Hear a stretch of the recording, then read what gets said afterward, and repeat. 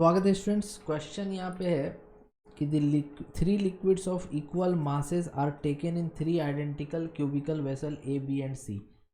There densities are rho A, rho B, rho C. Rho A is less than rho B is less than rho C. The force exerted by the liquid on the base of the cubical vessel is.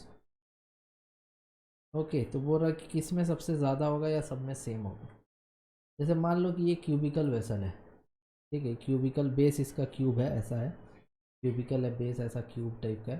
तो सबका जो area होगा base का वो तो same होगा क्योंकि identical cubical vessel है. तो एरिया ऑफ बेस मान लो सबका ए है. एरिया ऑफ बेस मान लो ए है, ठीक है. इसमें हाइट h1 है, इसमें हाइट hb है और इसमें हाइट hc है. तीनों का हाइट पता कर लिए. लिक्विड का कितना कितना है, हाइट का सेम ऐसा कुछ तो नहीं बोला था, मास बोला था सेम है.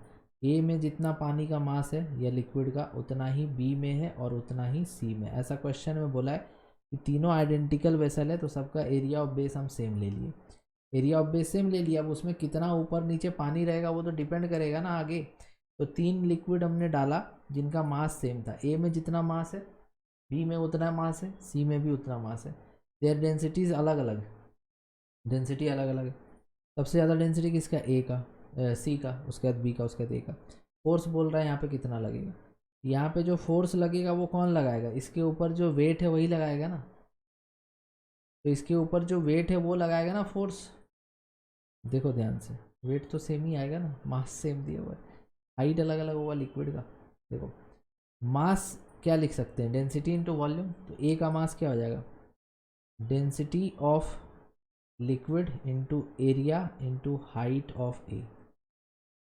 बी का डेंसिटी, density of B into area into height of B. Density of C into area into height of C. Density into volume. यहाँ से ए कट जाएगा तो rho A h A is equal to rho B h B is equals to rho C h C. ऐसा कुछ आएगा, ठीक है. अगर हम मान लो यहाँ पर निकालते हैं फोर्स, तो फोर्स इक्वल टू क्या हो जाएगा, force equal to m into g. तो मास इंटू जी. मास का वैल्यू क्या है, density of A into volume of A. Density into volume mass into g. अब इसमें से जी कांस्टेंट है, ए कांस्टेंट है और रो ए एच ए का वैल्यू इसके बराबर इसके बराबर. तो सबका फोर्स तो सेम होगा. और दूसरे भाषा में आसानी से अगर समझना था तो ऐसे भी समझ सकते थे कि जो फोर्स यहाँ बेस पे लगेगा वो इसके ऊपर जो लिक्विड होगा उसका वेट लगाएगा. जब मास तीनों में सेम भर रहे हैं तो वेट भी तो तीनों में सेम ही होगा. हाँ, वो बात अलग है कि डेंसिटी और हाइट इन्वर्सली प्रोपोर्शनल है. तो सबसे ज़्यादा लिक्विड जिसमें सबसे डेंसिटी कम है उसमें सबसे ज़्यादा हाइट तक लिक्विड भरेगा.